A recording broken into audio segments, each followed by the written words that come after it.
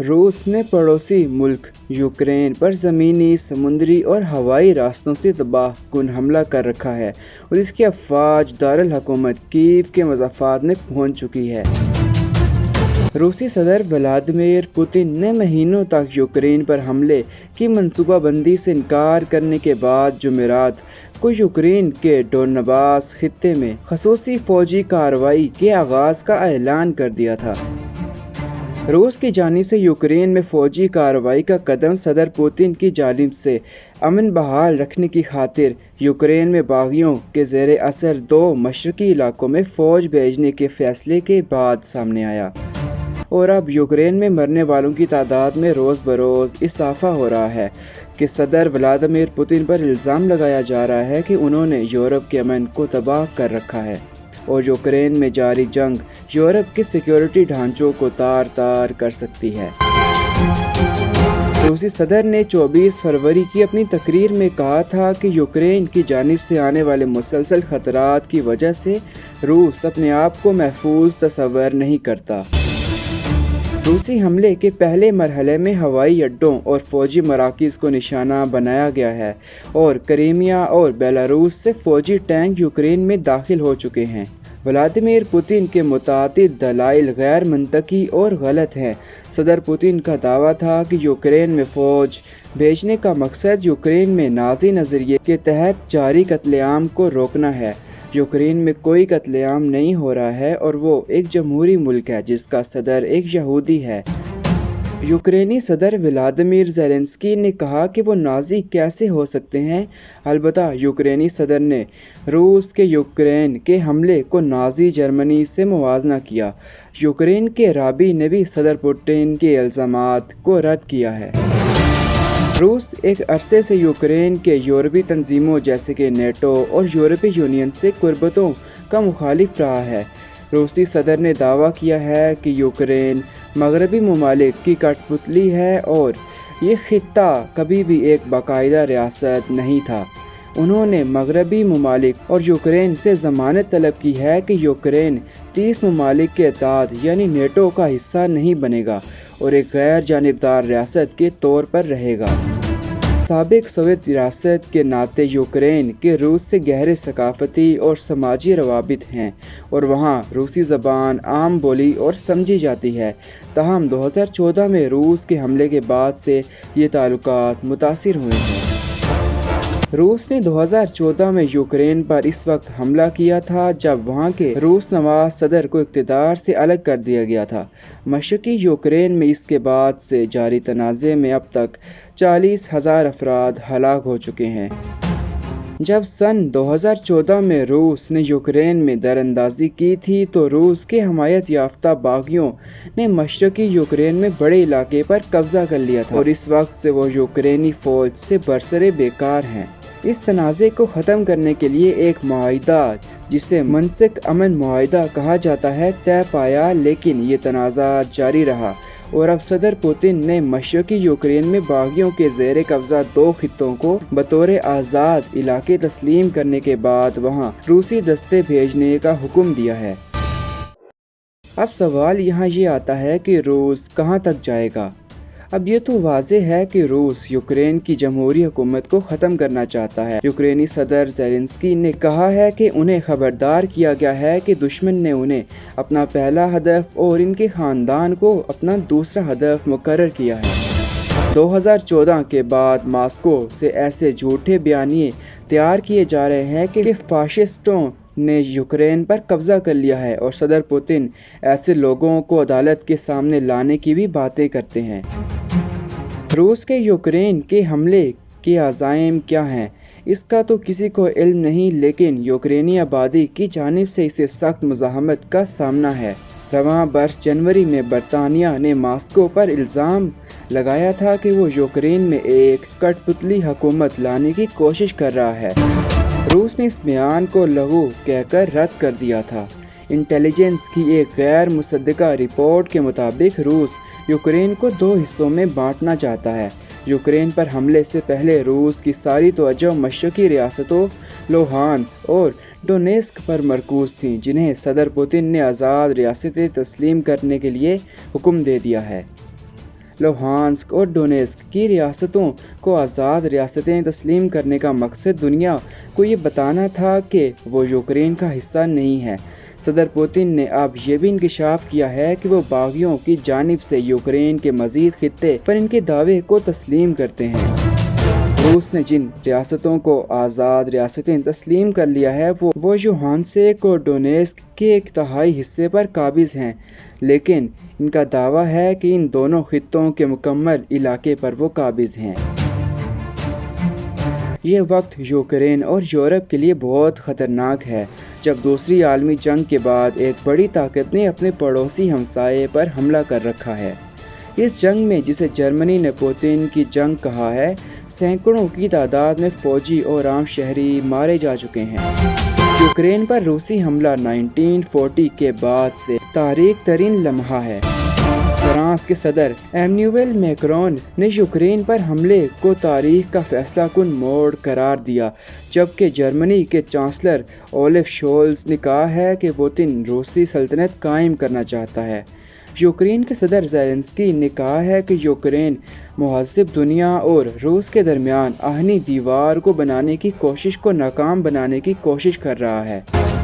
روس کی عوام اس جنگ کے لیے تیار نہیں تھی۔ روس کے ایوان بالا، جو حقیقت میں کٹ پتلی ادارہ ہے، اس نے اس جنگ کی منظوری دی ہے۔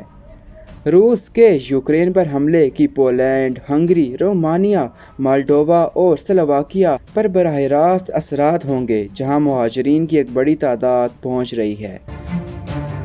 یورپی یونین کے مطابق 7 ملین یعنی 70 لاکھ لوگ بے گھر ہو سکتے ہیں۔ نیٹو نے یہ واضح کیا کہ وہ یوکرین میں اپنی فوجیں بھیجنے کا کوئی ارادہ نہیں رکھتا۔ ابھی تک یورپی ممالک نے یوکرین کو اسلحہ اور فیلڈ ہسپتال مہیا کیے ہیں۔ یورپی یونین نے اپنی تاریخ میں پہلی بار ہتھیاروں کو خرید کر یوکرین کو مہیا کرنے کا اعلان کیا ہے۔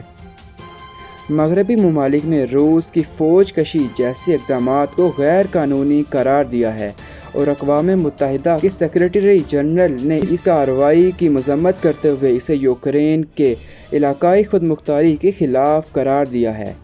نیٹو نے یہ واضح کیا کہ وہ یوکرین میں اپنی فوج بھیجنے کا کوئی ارادہ نہیں رکھتا، البتہ اس نے کئی ہزار فوجیوں کو پولینڈ اور بالٹک ریاستوں میں تعینات کیا ہے، اور اس نے پہلی بار ریپڈ ایکشن فورس کو بھی متحرک کر دیا ہے۔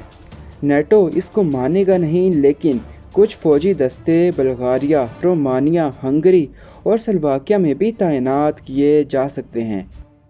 اس وقت مغرب روس کی معیشت، مالی ادارے اور افراد کو نشانہ بنانے کی کوشش کر رہا ہے۔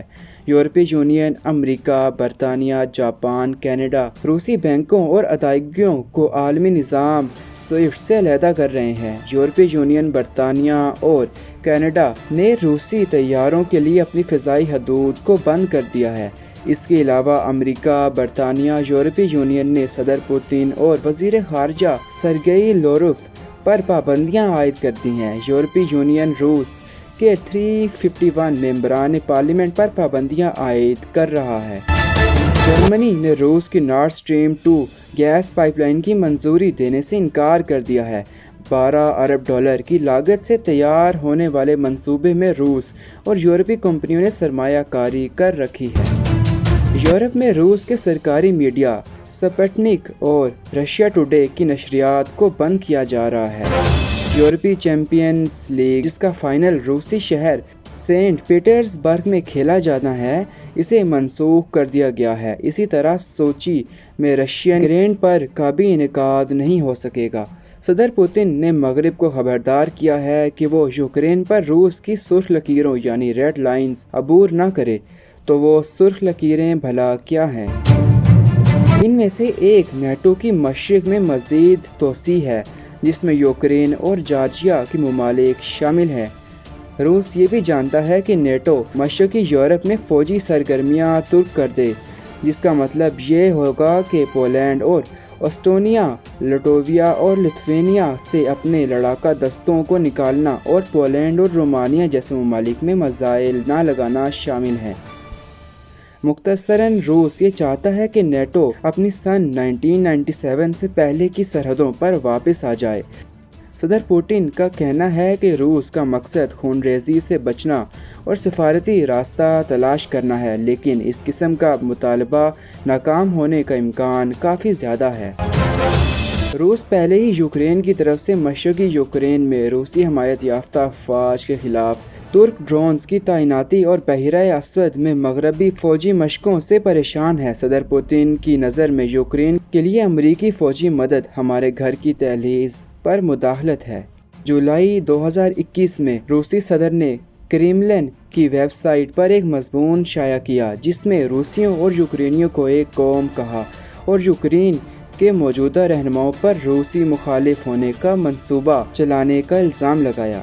روس اس بات پر بھی مایوس ہے کہ 2015 کا منسلک امن معاہدہ جس کا مقصد مشرقی یوکرین میں تنازع کو روکنا تھا، پورا ہونے سے بہت دور ہے۔ علیحدگی پسند علاقوں میں انتخابات کے لیے آزادانہ طور پر نگرانی کرنے والے اہلکاروں کا ابھی تک کوئی انتظام نہیں ہوا۔ روس ان الزامات کی تردید کرتا ہے کہ وہ اس دیرینہ تنازع کی وجہ ہے۔ نیٹو کا مغربی فوجی اتحاد کہنے کو دفاعی ہے اور اس کے سیکریٹری جنرل جینس اسٹولٹنبرگ نے واضح کیا ہے کہ کوئی بھی فوجی امداد خالصتاً ان خطوط پر ہے۔ برطانیہ یوکرین کی بحیرہ اسود پر اوچاکیو اور بحیرہ ازوف پر برڈیانسک میں 2 بحری اڈے بنانے میں مدد کرنے کے لیے تیار ہے۔ امریکہ کے ٹینک شکن جیولن میزائل بھی یوکرین بھیجے گئے ہیں اور امریکی کوسٹ گارڈ کی 2 کشتیاں بھی یوکرین کی بحریہ کو دی گئی ہیں، جبکہ روس مزید ہے کہ وہ یوکرین کو نیٹو میں شامل ہونے کی اجازت نہیں دے گا۔ یوکرین کے صدر ولادیمیر زیلنسکی اس اتحاد کی طرف سے واضح ٹائم لائن کی تلاش میں ہیں۔ اسٹولٹنبرگ نے کہا ہے کہ یہ یوکرین اور 30 اتحادیوں یعنی نیٹو پر منحصر ہے کہ وہ یوکرین کو اپنے اتحاد میں کب شامل کرتے ہیں۔ ان کا کہنا ہے کہ روس کو اس عمل میں مداخلت کا کوئی حق نہیں۔ یوکرین کے صدر چاہتے ہیں کہ ان کے ملک کی نیٹو میں شمولیت کی ٹائم لائن ہونی چاہیے۔ بظاہر اس کشیدگی کا وقتی طور پر سفارتی حل ممکن نہیں رہا۔ فرانس اور امریکہ نے روس کے وزیر خارجہ سے اپنے طے شدہ مذاکرات منسوخ کر دیے ہیں، تاہم فرانس اور جرمنی نے یہ واضح کیا ہے کہ مذاکرات کے امکانات اب بھی کھلے ہیں۔ روس کا اصرار ہے کہ یوکرین اپنے آپ کو ہتھیاروں سے پاک کرے۔ یوکرین کبھی اس مطالبے کو تسلیم نہیں کرے گا اور کوئی ممکنہ معاہدہ اب جنگ اور ہتھیاروں کی روک تھام سے متعلق ہوگا۔ امریکہ نے کم اور درمیانے درجے تک کے فاصلے کو ہدف کا نشانہ بنانے والے میزائلوں کو کم کرنے سے متعلق مذاکرات شروع کیے ہیں۔ اس معاہدے میں بین البراعظمی میزائلوں پر نئے معاہدے سے متعلق مذاکرات کی پیشکش کی ہے۔ ماسکو ان میزائلوں کے باہمی معاہدے سے متعلق مجوزہ ٹرانسپیرنسی میکانزم سے متعلق مثبت رویے کا اظہار کرتا آیا ہے۔